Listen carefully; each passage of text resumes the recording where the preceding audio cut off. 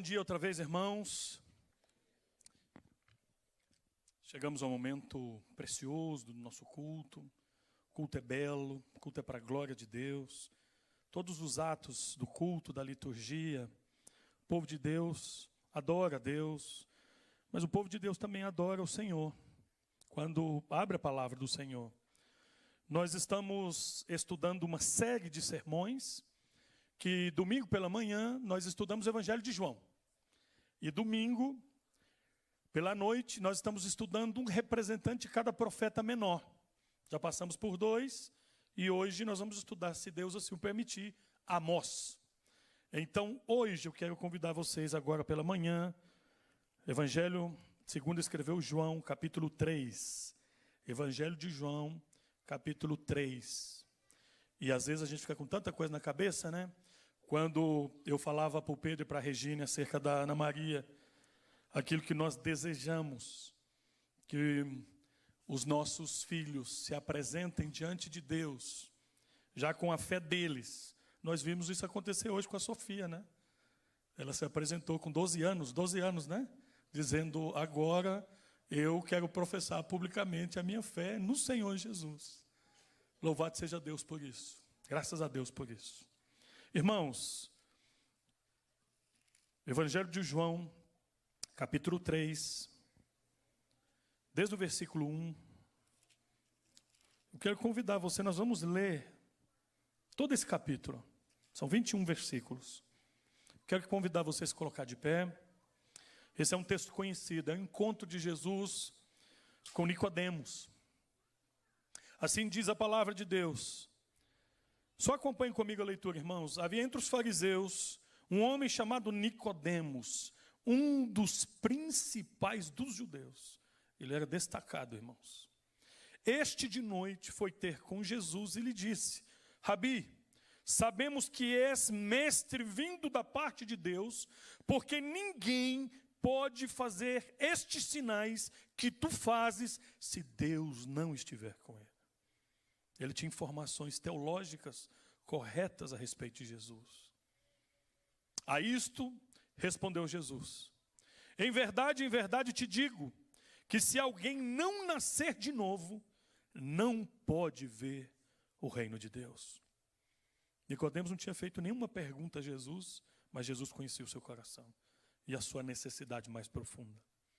Perguntou-lhe Nicodemos: como pode um homem nascer sendo velho? Pode porventura voltar ao ventre materno e nascer segunda vez? Respondeu Jesus: em verdade te digo, quem não nascer da água e do Espírito não pode entrar no reino de Deus. O que é nascido da carne é carne, o que é nascido do Espírito é Espírito. Não te admires de eu te dizer, importa-vos nascer de novo. O vento sopra onde quer, ouves a sua voz, mas não sabes de onde vem, nem para onde vai. Assim é todo o que é nascido do Espírito. Então lhe perguntou Nicodemos: como pode suceder isto? Acudiu Jesus: tu és mestre em Israel e não compreendes estas coisas? Em verdade te digo, que nós dizemos o que sabemos e testificamos o que temos visto, contudo não aceitais o nosso testemunho. Se tratando de coisas terrenas, não me credes, como me crereis, ou como crereis, se vos falar das celestiais? Ora, ninguém subiu ao céu, senão aquele que de lá desceu, a saber, o Filho do homem que está no céu. E do modo porque Moisés levantou a serpente no deserto, assim importa que o Filho do homem seja levantado, para que todo que nele crê tenha a vida eterna. Porque Deus amou ao mundo de tal maneira, que deu o seu Filho unigênito, para que todo que nele crê não pereça, mas tenha a vida eterna. Porquanto Deus enviou o seu Filho ao mundo, não para que julgasse o mundo, mas para que o mundo fosse salvo por ele. Quem nele crê não é julgado, o que não crê já está julgado, porquanto não crê no nome do unigênito Filho de Deus. E o julgamento é este, que a luz veio ao mundo, e os homens amaram mais as trevas do que a luz, porque as suas obras eram más. Pois todo aquele que pratica o mal aborrece a luz e não se chega para a luz, a fim de não serem arguidas as suas obras. Quem pratica a verdade aproxima-se da luz, a fim de que as suas obras sejam manifestas, porque feitas em Deus. Pode sentar-se, que o Senhor nos abençoe na meditação da sua palavra nesta manhã. Meus irmãos, todos nós que somos pais, nós desejamos muito que os nossos filhos sejam crentes, não é verdade? Nós desejamos que os nossos filhos se convertam, que amem o Senhor de verdade. E nós ficamos muito felizes quando nasce deles respostas quebrantadas ao Espírito Santo e à palavra de Deus. Ontem à noite, no momento que nós estávamos falando aos nossos filhos a respeito da vida eterna, momentos devocionais, às vezes esses momentos são momentos de tensões, né? O menino fica quieto aqui, presta atenção, você tem que corrigir, ouve a palavra de Deus. E teve um momento em que eu compartilhei com os meus filhos o dia que o Senhor veio até a minha vida e transformou completamente o meu coração. No meu caso foi uma conversão radical. 1995, um dia inesquecível. Um dia em que fui visitado pela graça de Deus. E muitos de nós aqui temos lembrança desse dia glorioso em que nós nascemos de novo. O texto que nós lemos fala sobre isso. Fala sobre o novo nascimento. Mas traz muitas lições interessantes para a nossa edificação. Algumas coisas muito importantes que nós não passamos. Nós temos que meditar nelas. Então vamos falar hoje sobre o novo nascimento espiritual. Acabamos de ler que Nicodemos, que era um dos principais fariseus, destacado entre eles, ele fazia parte daqueles que abriam inquérito até para investigar Jesus pelas coisas que Jesus estava dizendo. O que ele dizia? Eu e o Pai somos um. Eu sou. Então, existe uma certa diferença entre os estudiosos quando diz o texto que Nicodemos foi de noite procurar Jesus, que provavelmente Nicodemos não queria ser exposto publicamente. Não podemos fazer essa afirmação. Pode ser que sim, pode ser que não. Porque Nicodemos ele poderia se encontrar com Jesus, era o seu dever. Ele era um dos principais fariseus. Ele tinha que investigar quem era Jesus. A agenda de Jesus também era cheia. De repente ele queria ter um momento de paz, porque havia no coração dele algumas inquietudes profundas. Podemos dizer que Nicodemos era talvez um quase salvo. Mas é impressionante. Jesus sempre foi muito educado. Nicodemos chega e diz assim: Senhor, maestro, mestre, eu sei, eu tenho convicção que o Senhor vem da parte de Deus, porque ninguém pode fazer as coisas que o Senhor faz. Ele já tinha ouvido falar, talvez do cego que foi curado, ou dos endemoniados que foram libertos. Essas coisas já eram reveladas para todos.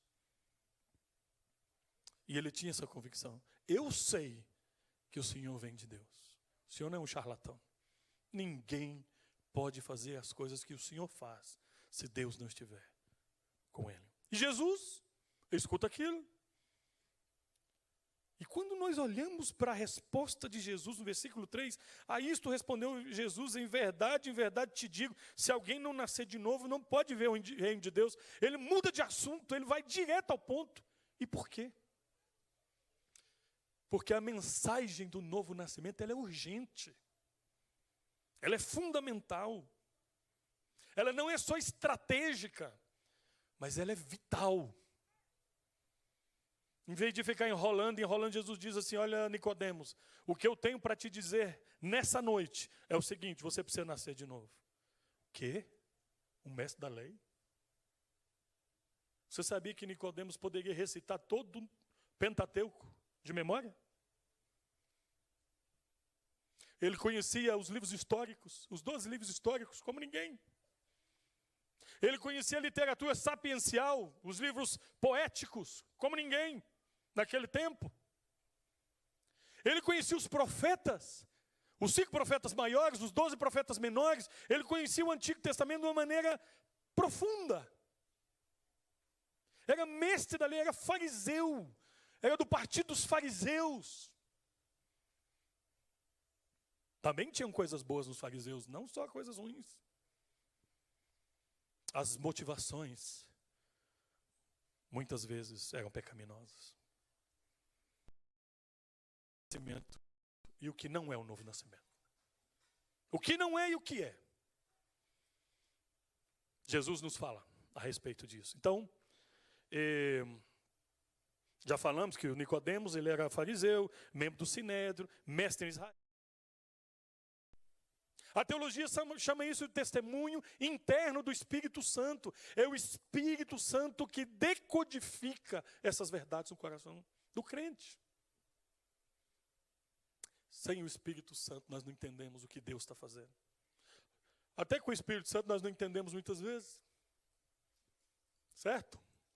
Então, o novo nascimento é uma necessidade fundamental, absoluta. Em verdade te digo. E Jesus usa essa fórmula que é constantemente usada por ele, quando ele quer dar ênfase em alguma coisa. Em verdade, eu te digo. Se alguém não nascer de novo, não pode ver o reino de Deus. Até mesmo você, Nicodemos, um mestre da lei.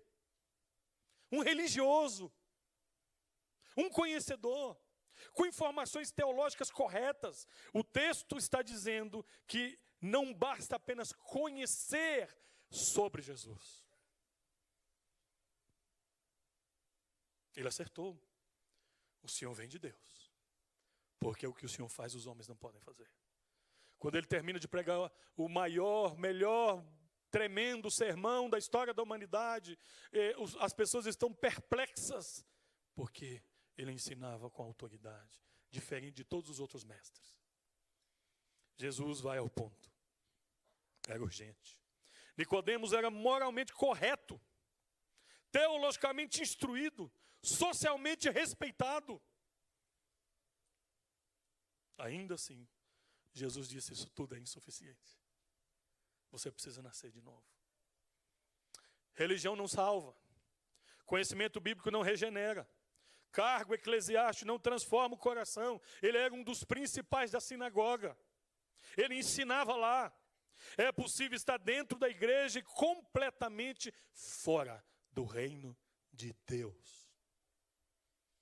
Você pode estar sentado aqui, conhecer teologicamente a respeito de Jesus, saber que a Bíblia é a palavra de Deus. Você pode até ter feito a sua profissão de fé. Você pode até ser membro da igreja. Você pode até ser um dos principais alunos da escola dominical.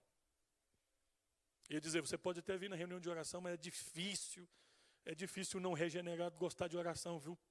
Então vamos deixar isso de lado. Então,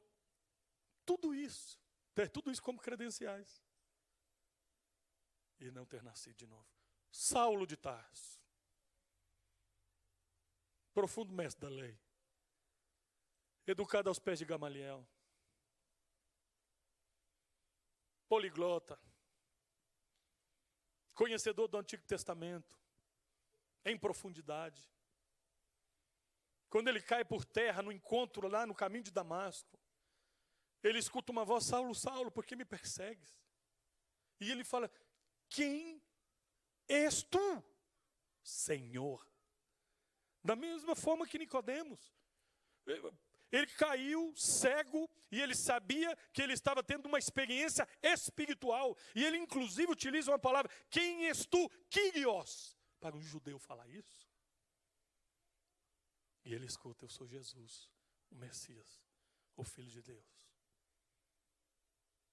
Tudo que você fez na sua vida inteira, no aspecto religioso, estava errado. Eu sou Jesus, a quem persegues. Ele também precisava nascer de novo. Você também precisa nascer de novo. Todos nós precisamos nascer de novo. E o texto diz o seguinte: Olha só, às vezes a gente lê um versículo da Bíblia e a gente não entende. Olha que claro é isso. O que é nascido da carne é carne. E o que é nascido do Espírito é Espírito. Não espere a um carnal que dê frutos espirituais. Impossível. O texto diz, todos pecaram e carecem da glória de Deus. Todos necessitam um novo nascimento. Jesus utiliza a expressão nascer do alto. Trata-se de uma obra que vem de cima, obra santa, obra de Deus. Os rabinos, os fariseus, eles conheciam pelo menos 5 tipos de novo nascimento. E Jesus está falando de um novo nascimento diferente de todos. E presta atenção nisso. Jesus está dizendo o seguinte, o novo nascimento que você precisa, Nicodemos, é a fusão de 2 coisas. Poder da palavra, poder do Espírito, que se fundem e entram no coração da pessoa. Não existe novo nascimento sem Bíblia, sem palavra, sem Evangelho. Não existe novo nascimento sem Espírito Santo. É isso que Jesus está dizendo. Você precisa nascer de novo. Não é só necessário nascer da água. E aqui muitas discussões, mas muito provavelmente é quando a bolsa lá da mamãe arrebenta, nasceu da água. Jesus está falando, precisa nascer do Espírito para ter vida espiritual. Nós caminhamos em uma sociedade onde existem vários moribundos caminhando por aí. Homens e mulheres que precisam ser regenerados, precisam nascer de novo. Como nós sabemos se uma pessoa nasceu de novo? Pelos frutos que dão, pelo testemunho que dão. A Bíblia chama de frutos dignos de arrependimento. O novo nascimento não é um ajuste externo, não é a estética, não é algo... Nós vemos aí cada vez mais, irmãos, as academias abarrotadas. Eu não estou dizendo que isso é ruim, não. A gente tem que cuidar do corpo. Os centros de estéticas, cada vez mais cheios. As pessoas estão cuidando da aparência, cada vez mais.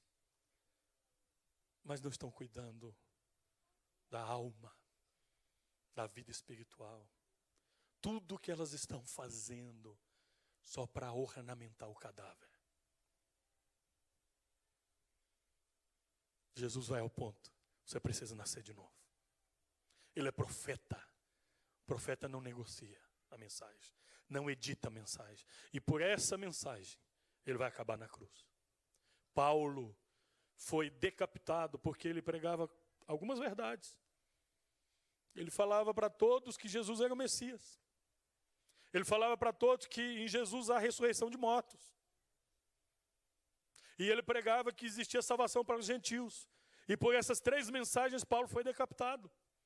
Ele nunca editou essa mensagem. Ele sempre pregou fielmente.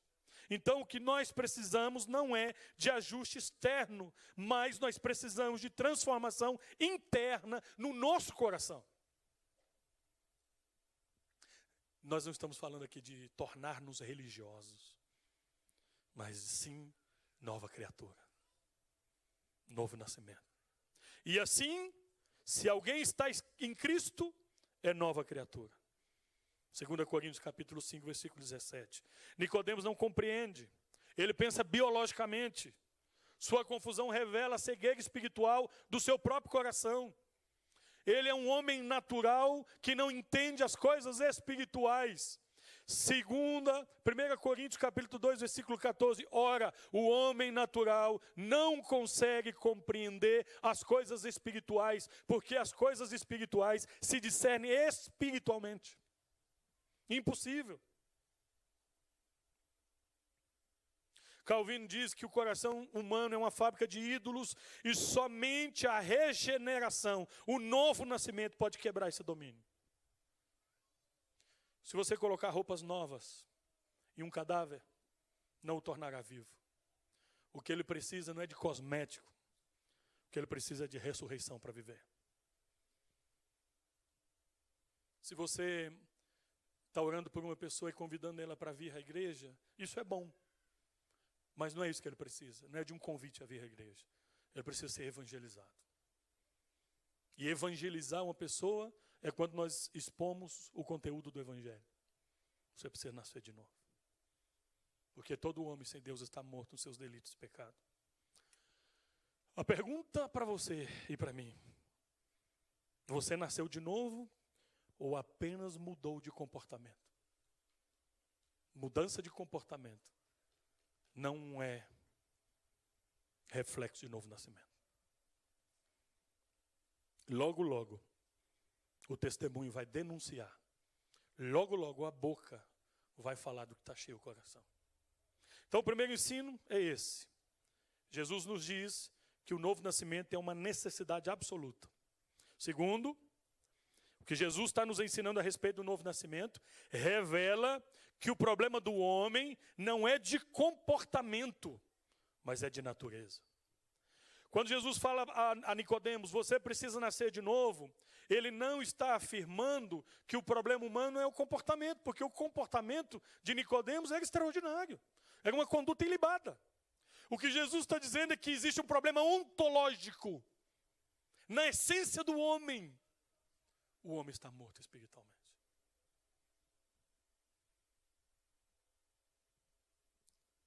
E não é um problema comportamental. É um problema espiritual. O homem não peca apenas porque comete pecados. Ele peca porque é pecador. Seu coração é inclinado contra Deus. Sua mente é obscurecida. A sua vontade está cativa pelo pecado. Ele está dominado. Quando nós lemos lá Efésios 6, em que Paulo fala que o campo de batalha é a família, é a sociedade, é inclusive a igreja. Ele diz que nós estamos lutando contra os inimigos confederados, contra o mundo, contra o diabo, mas também contra a nossa própria concupiscência. O maior inimigo do crente é esse, a sua concupiscência, o seu próprio coração, porque a conversão, a regeneração é o início da caminhada cristã. Mas a santificação é a constante pela qual ele vai percorrer toda a sua vida até o dia que Jesus voltar. O novo nascimento é só o começo. Na linha do tempo, é o início de algo que foi decidido na eternidade. Então, Paulo, quando escreve aos Efésios, capítulo 2, versículo 3, ele diz o seguinte: éramos, por natureza, filhos da ira. Por natureza, filhos da ira. Não é só um problema de comportamento, é um problema ontológico, é um problema de essência, é um problema de natureza. Por isso que é necessário nascer de novo. Você já cantou esse cântico? A gente canta um cântico que a gente fala assim, que Cristo morreu a nossa morte para que nós vivêssemos a sua vida. A nossa união com Cristo, a nossa identificação com Cristo. Ele morreu a nossa morte. O propósito pelo qual Paulo escreveu a carta aos Efésios está no versículo 6 do capítulo 2, para mostrar a nossa condição espiritual em Cristo, nas regiões celestiais. Nós somos um povo privilegiado, porque já não estamos mortos nos nossos delitos e pecados. Se o problema fosse apenas comportamental, bastariam leis, educação, religião, seria o suficiente. Mas a Escritura ensina que a lei revela o pecado. Você sabe por que existe a lei, o Pentateuco? Sabe por que existem os 10 mandamentos, a lei moral? Sabe por que a lei é tão importante? Sabe por que nós cometemos um grande erro quando a gente fala assim, nós estamos no período da graça, a lei passou. A lei não passou, meu irmão. A lei moral existe. A lei de Deus é a própria graça. A lei serve para apontar e para mostrar ao homem a necessidade que o homem tem da graça de Deus. Nós não podemos, porque por natureza nós estamos mortos nos nossos delitos e pecados. Nós não somos capazes. E o homem não consegue cumprir a lei, porque não é um problema comportamental. É um problema de natureza. A religião pode até reformar hábitos, mas ela não é capaz de regenerar o coração. Por isso Jesus não diz para Nicodemos, mude. Mude a sua maneira de viver. Não. Ele diz o seguinte, tem que zerar tudo, nascer de novo. Senhor não fica remendando, Ele quebra e faz de novo. Às vezes dói demais, mas é assim. Então eu queria que você pensasse um pouquinho agora, bíblica e teologicamente comigo. Por que nós necessitamos do novo nascimento? Por que nós chamamos isso de obras da graça de Deus? Porque nós somos no novo nascimento libertos. Libertos do quê? Eu vou falar aqui de 3 doutrinas, rapidinho. 3 doutrinas da redenção. Primeiro, não sei se você tem uma mente gráfica, mas tenta imaginar o que eu vou dizer. Libertação da, ou do. Libertação da culpa do pecado. Onde nós vemos isso? Que doutrina? Justificação. Quando? Passado. Um ato único, realizado única vez. Fomos justificados. Passado. E a justificação nos livra da culpa do pecado. Certo? Segundo, libertação do poder do pecado. Outra coisa. Onde? Quando? Presente. É um processo. Qual doutrina? Santificação. É um processo incompleto, imperfeito. Ele continua até o dia que Cristo voltar. Libertação do quê? Da presença do pecado. Que doutrina é essa? Glorificação. Quando? Futuro. Como? Ato único, realizado de uma vez para sempre. O que nós estamos dizendo com tudo isso? Precisamos nascer de novo para desfrutar de todas as bênçãos espirituais em Cristo. Sem um novo nascimento, nós estamos mortos. Então, porque Jesus Cristo vai ao ponto e diz, você precisa nascer de novo, um novo nascimento espiritual. O Senhor está dizendo que esse novo nascimento, ele é fundamental, porque nós necessitamos. Ele está dizendo que não é só um problema de comportamento, mas de natureza. Ele também está dizendo que o novo nascimento traz a obra soberana do Espírito Santo. E olha que coisa preciosa, às vezes você lê isso e não entende. O vento sopra onde quer. Ouves a sua voz, mas não sabes de onde vem, nem para onde vai. Assim é todo o que é nascido do Espírito. Louvado seja Deus por esse vento que sopra. Ele sopra lá na roda dos maconheiros, na porta do prostíbulo, lá na UTI de um hospital. Esse vento sopra na igreja. É o Espírito Santo convencendo do pecado, da justiça e do juízo. Nós não vemos, mas Ele é autônomo, Ele é soberano. Ele sopra para onde quer. Ele faz o que Ele quer, na hora que Ele quer, do jeito que Ele quer e com quem Ele quer. Ninguém é capaz de impedi-lo. É obra santa, é sobrenatural. Jesus compara o Espírito ao vento invisível, soberano, livre, incontrolável. O novo nascimento não pode ser manipulado por métodos humanos, mas ele acontece segundo a soberana vontade de Deus. É no tempo de Deus. Irmão, Deus tem uma agenda. Deus tem uma agenda precisa, perfeita, preciosa. O requerimento dessa agenda vai dar segundo o conselho da sua vontade. E se Deus colocou o seu nome na agenda dele, é dia de encontro, você pode espernear, você pode chorar, você pode fazer o que você quiser. O dia que Deus quiser te salvar, Ele vai te salvar. Ele vai dizer assim, Zaqueu, desce depressa. E aí o poeta sacro, conhecido, presbiteriano, não é o nome do irmão que canta lá, o Estênio Márcio, ele escreve uma música a respeito de Zaqueu. E ele diz o seguinte, na visão dele, Jesus está dizendo, Zaqueu, desce depressa. Não me interessa o passado, pecado eu apago, para nunca mais voltar. Desce depressa. É graça de Deus. Saulo levanta, humilhado daquele encontro. Ele é guiado pelas mãos a Damasco. E o Senhor Jesus diz, Ele é para mim um vaso escolhido. O Senhor transforma qualquer coração pelo Espírito Santo. Se assim somos por causa do nosso primeiro nascimento, devemos passar por um segundo nascimento, mas isso só é feito pelo Espírito Santo que nos santifica depois de nos selar, desde o primeiro momento da nossa regeneração.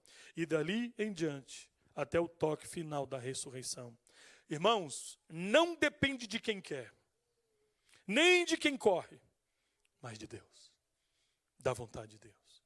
O Espírito Santo faz isso. Ele sopra onde quer. O novo nascimento é um novo nascimento espiritual. É um milagre. Deus remove o coração de pedra e concede um coração de carne. Dar-vos-ei novo coração. Ezequiel capítulo 36, 26. Sproul, ele diz o seguinte: a regeneração precede a fé. Primeiro Deus nos dá vida, depois cremos. O Senhor nos ressuscita. Ele nos regenera. Ele nos faz nascer de novo. Depois Ele nos dá fé. Porque a fé, até a fé, para crer em Deus, é um dom dEle. Ele que dá.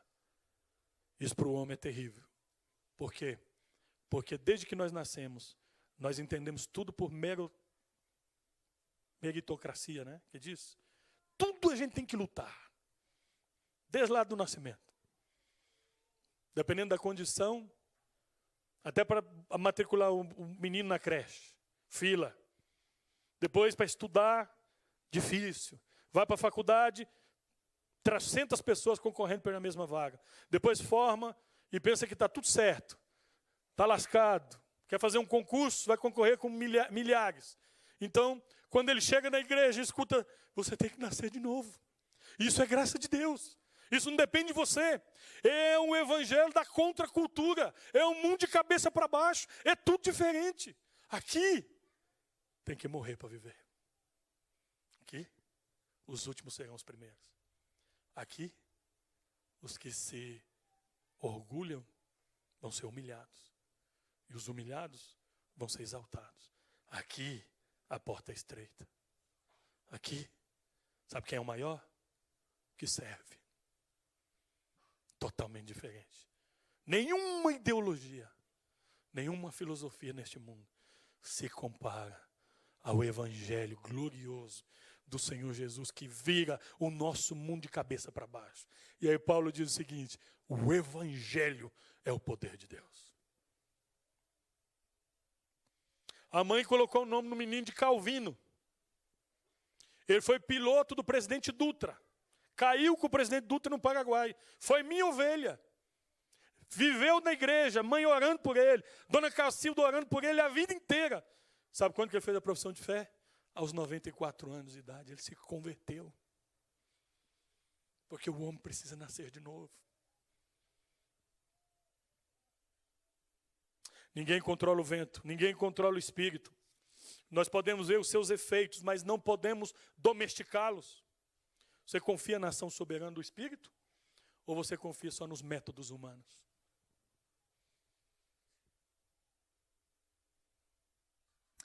Esse texto nos ensina e nos traz a grande salvação de Deus em Cristo. O novo nascimento é isso. A grande salvação de Deus em Cristo. Assim importa que o Filho do homem seja levantado. Nicodemos, da mesma forma, você conhece o Antigo Testamento, você conhece o Pentateuco, você lembra quando a serpente de bronze foi levantada no deserto, o povo de Israel pecou, foi ferido por serpentes venenosas, e Deus ordenou que Moisés levantasse uma serpente de bronze. Todo aquele que ferido olhasse para a serpente com fé era curado. Agora, Nicodemos, você está diante do Redentor, do único Redentor, do Salvador.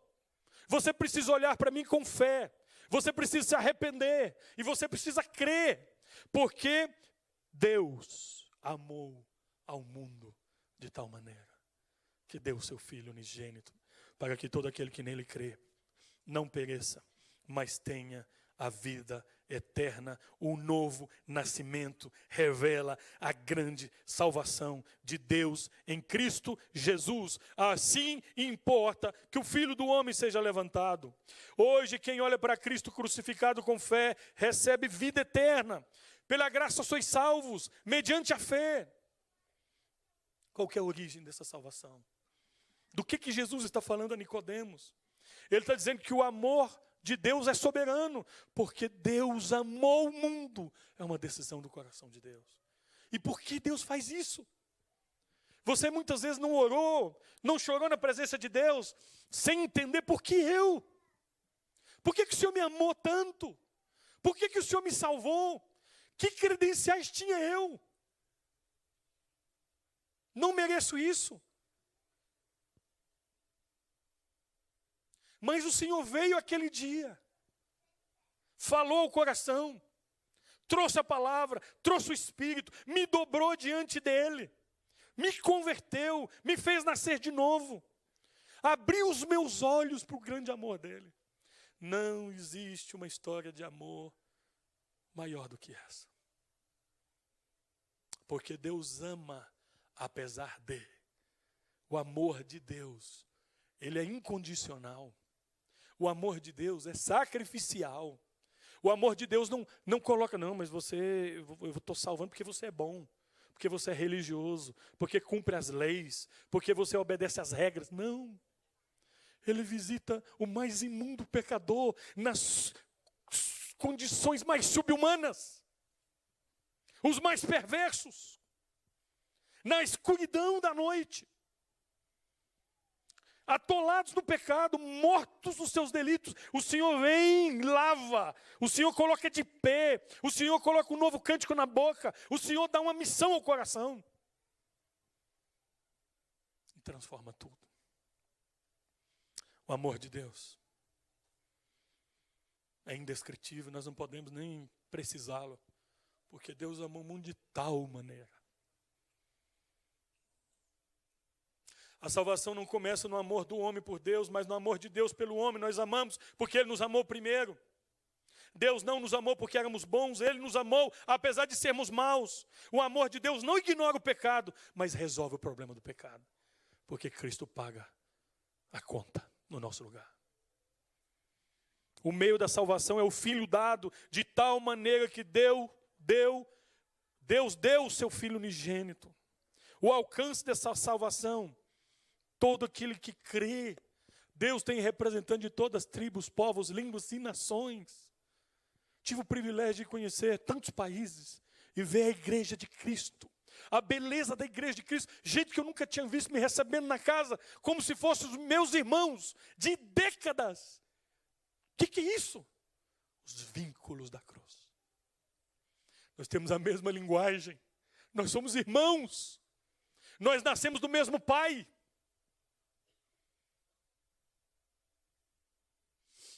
Porque para que todo aquele que nele crê. A salvação é oferecida a todos, mas recebida somente pela fé, aqueles que o Senhor entregará a fé. Crer não é só admirar Cristo, é confiar nele, é se arrepender dos seus pecados. O resultado dessa salvação, vida eterna, para que não pereça, mas tenha a vida eterna. John Stott, num dos livros que eu te recomendo ler, quando ele fala sobre a cruz de Cristo. Na cruz, vemos quanto Deus nos ama e quanto Ele odeia o pecado ao mesmo tempo. Ele odeia o pecado. Odeia, mas Ele nos ama. A Confissão de Fé de Westminster diz assim: todos aqueles a quem Deus predestinou para a vida, e somente esses, é Ele servido em seu tempo designado e aceitável, chamar eficazmente pela sua palavra e Espírito, tirando-os do estado de pecado e morte em que estão, por natureza, para a graça e salvação por Jesus Cristo. Esses teólogos eram robustos, consistentes. Olha só. Ainda na pergunta 67 do Catecismo Maior, olha o que eles dizem: o chamado eficaz é a obra da poderosa graça de Deus, pela qual, convencendo-nos do nosso pecado e miséria, iluminando o nosso entendimento no conhecimento de Cristo e renovando a nossa vontade, persuade-nos e habilita-nos a abraçar a Jesus Cristo pela fé. Por fim, irmãos, o novo nascimento, ele traz a manifestação da luz sobre as trevas, e aí você e eu somos obrigados a refletir sobre a nossa vida. Diz o texto, o Senhor diz o seguinte, olha só, versículo 19, o julgamento é este, que a luz veio ao mundo, e os homens amaram mais as trevas do que a luz, porque as suas obras eram más. O povo que estava em trevas viu grande luz. Essa é a profecia do nascimento de Jesus. Jesus é a luz do mundo. Essa luz brilhou. O problema não é a falta de evidência, mas é amor ao pecado. A conversão verdadeira não é apenas uma mudança de destino, mas é a mudança de afetos. É de dentro para fora. Deus não permite outras lealdades ao nosso coração. Deus não admite, em hipótese nenhuma, um coração dividido. É tudo ou nada. O mundo está em trevas, brilhou a luz, recebi o evangelho, mas eu não posso viver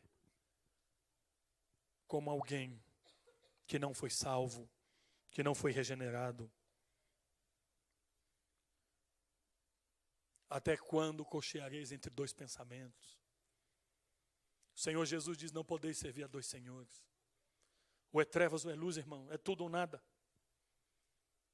Como dizia meu amigo que escreveu essa música lá no Vencedores por Cristo. É tudo ou nada, pega ou larga de vez. Não dá para brincar com as coisas espirituais. Hoje o Senhor te chama para a vida e vida eterna. A verdadeira conversão, dizia Jonathan Edwards, muda os afetos do coração. Muda tudo.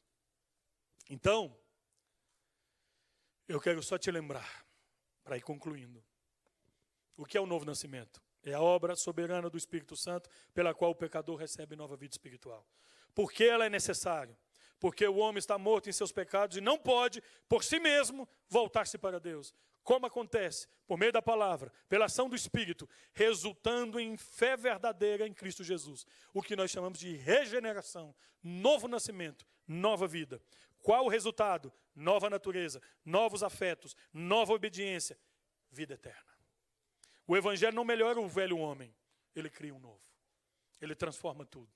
Regeneração não é cooperação, é ressurreição. Fé não produz vida, a vida produz fé, a vida eterna. Moralismo muda hábitos, o Espírito muda afetos. Então, irmão, queria que você fosse embora lembrando dessas verdades. Quais são os benefícios do novo nascimento? Paz real com Deus. Você pode botar sua cabeça no travesseiro em paz. Justificados, pois, mediante a fé, temos paz com Deus. Paz real com Deus. Outro benefício extraordinário, perdão total de todos os pecados. Agora, pois, já nenhuma condenação há para aqueles que estão em Cristo. Terceiro benefício, nova identidade, nova natureza.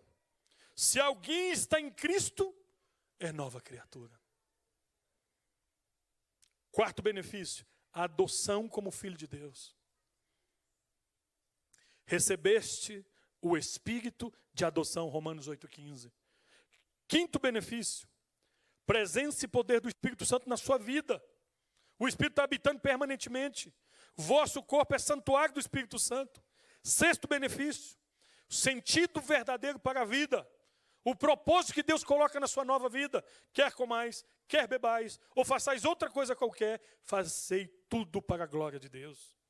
Sétimo benefício, comunhão com o povo de Deus. Somos família de Deus, Efésios 2,19. Oitavo benefício, esperança firme diante da morte.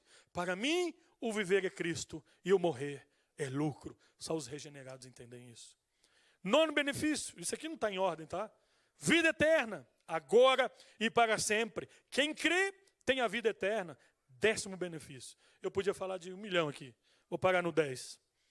Glória futura garantida. As aflições do tempo presente não se comparam com a glória do porvir. E o maior de todos os benefícios de ser nova criatura, de ter nascido de novo, sabe qual é? O próprio Deus. O próprio Deus. É o maior tesouro. É a comunhão com Ele. É viver para Ele. É desfrutar do gozo, da alegria num relacionamento com o Senhor. Ele está te chamando para isso. Vamos orar?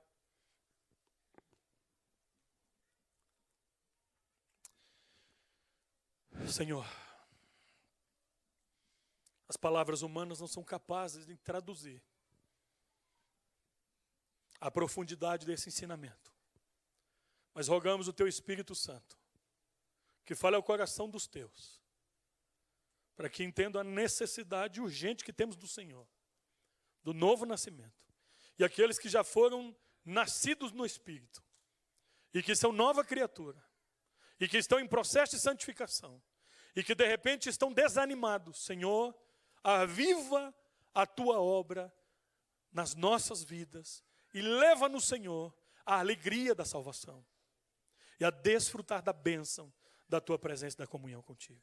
Tem misericórdia da nossa vida, Senhor, e louvado seja o teu nome, porque aquele dia o Senhor nos alcançou. Hoje nós somos teus. Oramos agradecidos em nome de Jesus. Amém e amém.